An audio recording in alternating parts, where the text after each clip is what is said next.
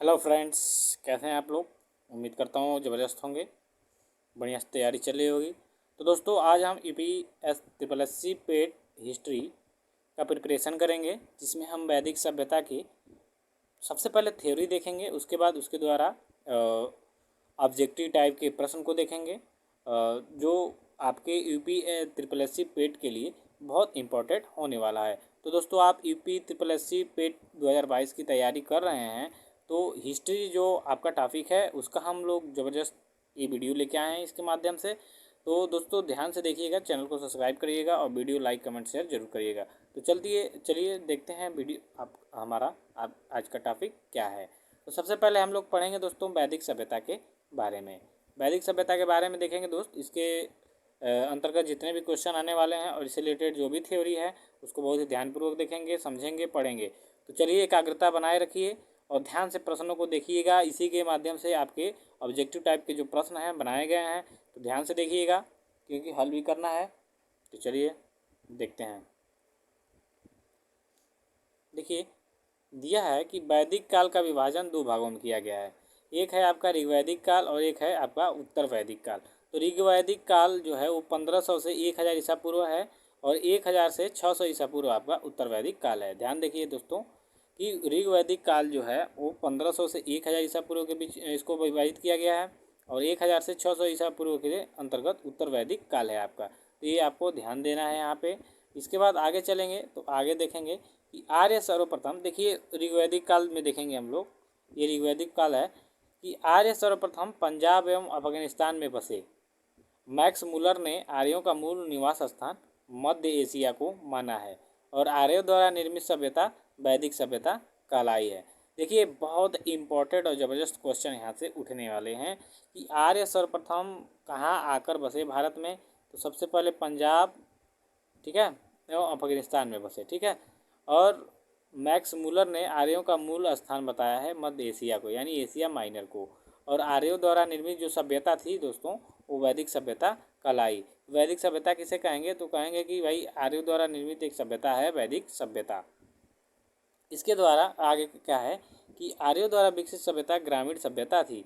देखिए आर्य द्वारा जो विकसित सभ्यता है वो क्या है, ग्रामीण सभ्यता है। और जो निर्माण मतलब वैदिक सभ्यता के निर्माता कौन थे, तो आर्य थे। और आर्य ने क्या किया कि ग्रामीण सभ्यता विकसित किया था। इससे पहले हम लोगों ने सिंधु सभ्यता पढ़ा था। तो सिंधु सभ्यता में दोस्तों क्या है कि सिंधु सभ्यता में जो सभ्यता थी वो शहरी सभ्यता थी, ग्रामीण सभ्यता नहीं थी। लेकिन आर्यों द्वारा जो विकसित सभ्यता है ये ग्रामीण सभ्यता है। बहुत इंपॉर्टेंट है ये कि शहरी सभ्यता और ग्रामीण सभ्यता ये अंतर है। तो शहरी सभ्यता किस में थी दोस्तों, आपके सिंधु वाले सभ्यता में थी। लेकिन आर्यों द्वारा विकसित जो सभ्यता है ये ग्रामीण सभ्यता है और आर्यों द्वारा निर्मित सभ्यता जो है वो वैदिक सभ्यता कहलाई, ठीक है। विकसित सभ्यता ग्रामीण सभ्यता है इसकी। उसके बाद है दोस्तों कि जो आर्यों की भाषा है वो संस्कृत थी। आर्यों की मूल भाषा क्या थी, तो संस्कृत थी।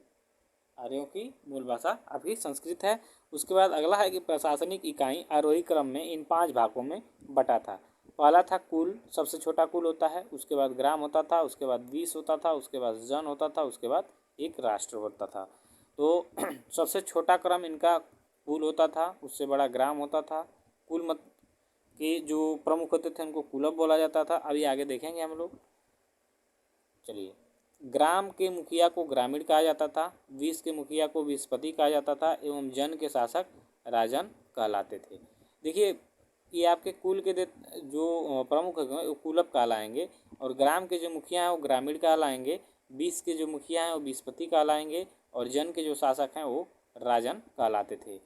आगे है कि सूत, रथकार तथा कम्मादी नामक अधिकारी रत्नी कहे जाते थे।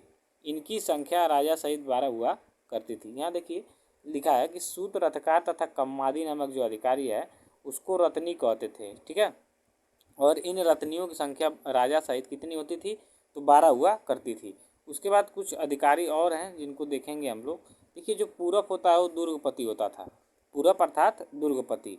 स्पष्ट अर्थात जनता की गतिविधियों को देखने वाला गुप्तचर होते थे। ये हम पढ़ रहे हैं दोस्तों वैदिक सभ्यता के उत्तर वैदिक काल का, ठीक है, टॉपिक। तो जो पूरब है वो दुर्गपति होता था, यानी दुर्गपति को उस समय क्या बोला जाता था, पूरब बोला जाता था। अस्पष्ट, उस समय अस्पष्ट का क्या अर्थ होता था, तो जनता की गतिविधि को देखने वाला गुप्तचर होता था, यानी गुप्तचर बोलेंगे अस्पष्ट को, ठीक है।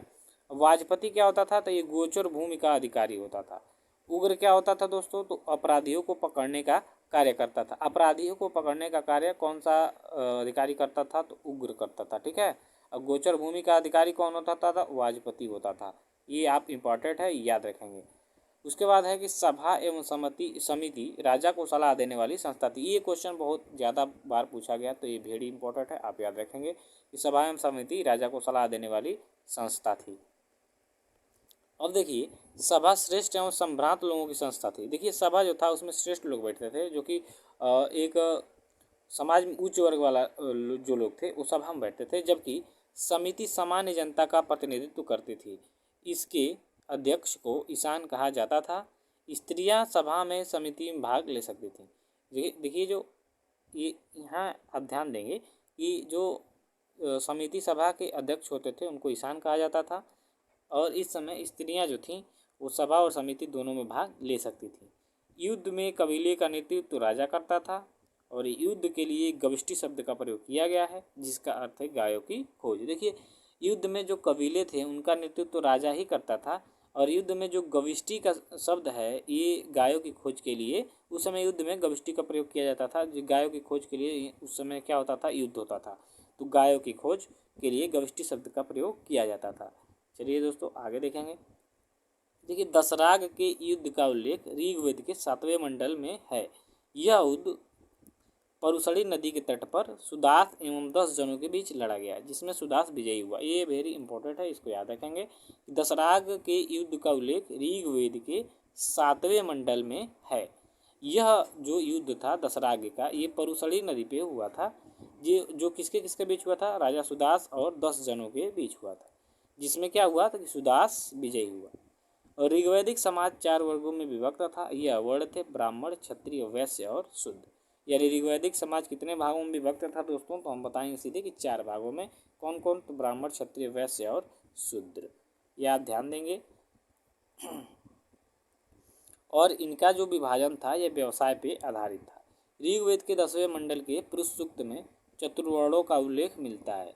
इसमें कहा गया है कि ब्राह्मण जो है वो ब्रह्मा के मुख से, यानी परम पुरुष के मुख से, क्षत्रिय उनकी भुजाओं से, वैश्य उनकी जांघों से तथा शूद्र उनके पैरों से उत्पन्न हुए। देखिए, ऋग्वेद के 10वें मंडल के पुरुष सूक्त में, ठीक है, उल्लेख मिला है कि जो ब्राह्मण थे वो आपके ब्रह्मा जी के मुख से पैदा हुए हैं, क्षत्रिय उनकी भुजाओं से पैदा हुए हैं, वैश्य उनकी जांघों से पैदा हुए हैं, एवं शूद्र उनकी पैरों से उत्पन्न हुए हैं। यह आपका 10वें मंडल, ऋग्वेद के 10वें मंडल के पुरुष सूक्त में मिलता है, याद रखेंगे। आर्यों का समाज पितृ प्रधान था। आर्यों का समाज पितृ प्रधान था। समाज की सबसे छोटी इकाई परिवार या कुल थी, जिसमें का मुखिया पिता होता था, जिसे कुलप कहा जाता था। अभी ऊपर हमने इसको देखा है। चलिए नेक्स्ट देखेंगे दोस्तों। आपका नेक्स्ट है कि बाल विवाह एवं पर्दा प्रथा का प्रचलन नहीं था। स्त्रियां शिक्षा ग्रहण करती थीं। ऋग्वेद में लोपामुद्रा, घोषा, सिकता, अपाला, विश्वास जैसी विदुषी स्त्रियों का वर्णन है। गार्गी ने याज्ञवल्क्य को या वाद विवाद की चुनौती दी थी। देखिए, इस समय स्त्रियों की दशा बहुत ही अच्छी थी, क्योंकि वे हर जगह जैसे भाग ले सकती थी। यहाँ जैसे देखिए, लोपामुद्रा, घोषा, सिकता, अपाला, विश्वास जैसी बहुत ही टैलेंटेड स्त्रियों का वर्णन किया गया है। इसमें एक स्त्री हैं गार्गी, जो याज्ञवल्क्य उस समय मुनि थे, उनसे वाद विवाद की चुनौती भी उनको दी थी। उसके बाद है जीवन भर अविवाहित रहने वाली महिला को अमाजू कहा जाता था। देखिए, जीवन भर जो महिला अविवाहित रहती थी उसको अमाजू कहा जाता था।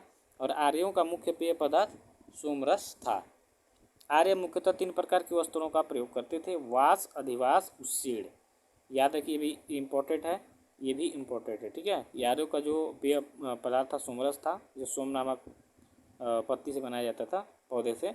और आर्यों का 3 प्रकार का वस्त्र उपयोग करते थे, वास, अधिवास और उस्सीड़। अंदर पहनने वाले कपड़े को नीवी कहा जाता था। देखिए, ये पूछता है कि अंदर पहनने वाले, ऋग्वैदिक काल में लोग जो अंदर के कपड़ा पहनते थे उसको क्या कहा जाता था, तो नीवी कहा जाता था, याद रखेंगे। इसके बाद है दोस्तों कि उपनिषदों की संख्या कितनी होती है, तो 108 होती है। महापुराण कितने हैं आपके, 18 हैं। वेदांग है 6 और वेद हैं आपके 4। याद रखेंगे, उपवेद हैं आपके 4। तो उपनिषद की कुल संख्या कितनी हो गई, 108। महापुराण हो गए आपके 18 और वेदांग हो गए 6। चलिए नेक्स्ट देखेंगे कि आर्यों के मनोरंजन के मुख्य साधन थे संगीत, रथ, घोड़ा, घुड़दौड़ और ध्रुत क्रीड़ा। आर्यों का मुख्य व्यवसाय पशुपालन एवं कृषि था। आर्यों का प्रिय पशु घोड़ा एवं सर्वाधिक प्रिय देवता इंद्र थे। याद रखेंगे दोस्तों, आर्यों का जो प्रिय पशु था वो घोड़ा था और सर्वाधिक प्रिय देवता इंद्र थे। ठीक है, और मुख्य व्यवसाय इनका पशुपालन एवं कृषि था। याद रखेंगे। उसके बाद है आर्यों द्वारा खोजी गई धातु लोहा थी, जिसे श्याम अयस्क कहा जाता था। ये तांबे को लोहित अयस्क कहते थे और व्यापार हेतु दूर दूर तक जाने वाले व्यक्ति को पड़ी कहते थे। यानी आर्यों द्वारा जो खोजी गई वह धातु थी वो लोहा थी आपकी, जिसको श्याम अयस्क कहा जाता था और तांबे को लोहित अयस्क कहते थे। और व्यापार के लिए जो दूर दूर व्यक्ति जाता था उसको पड़ी कहते थे। याद रखेंगे। इसके बाद है मनुष्य एवं देवता के बीच मध्यस्थ की भूमि निभाने वाले देवता के रूप में अग्नि की पूजा की जाती थी। मनुष्य एवं देवता के बीच में जो मध्यस्थ की भूमिका निभाते थे देवता, वो अग्नि थे, इनकी पूजा की जाती थी। ऋग्वेद में सभी नदियों में सरस्वती सबसे महत्वपूर्ण तथा पवित्र मानी जाती है।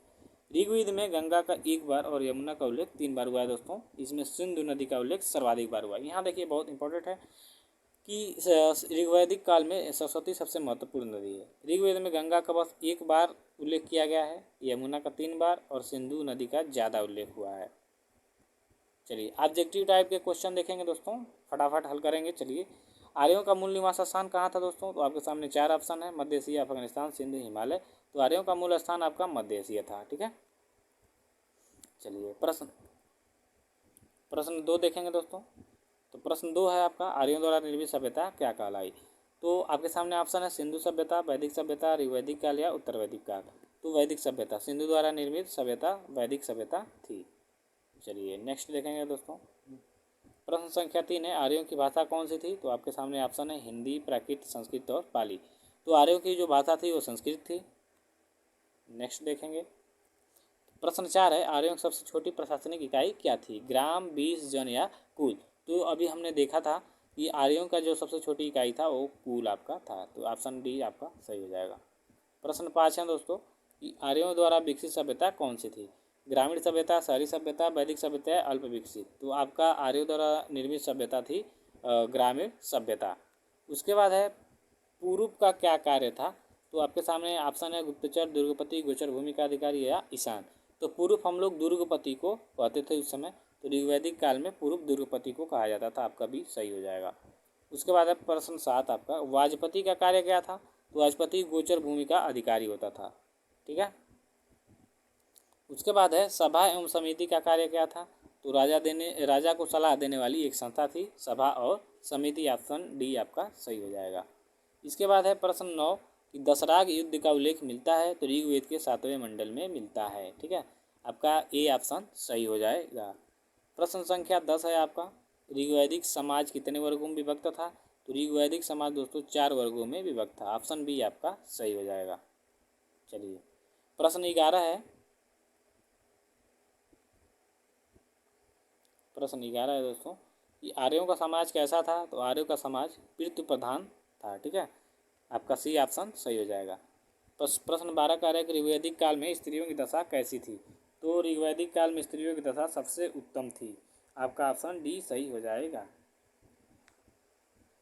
चलिए प्रश्न 13 आपका है कि जीवन भर अविवाहित रहने वाली स्त्री को क्या कहा जाता था। तो दोस्तों जीवन भर अविवाहित रहने वाली स्त्री को अमाजू कहा जाता था। आपका ऑप्शन ए सही है। प्रश्न 14 देखिए, आर्यों का मुख्य पेय पदार्थ क्या था। तो आर्यों का जो पेय पदार्थ है वो सोमरस था, जो सोम नामक वनस्पति से बनाया जाता था।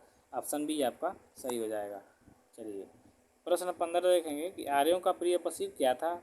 आपके सामने ऑप्शन है गाय, बकरी, घोड़ा या बैल।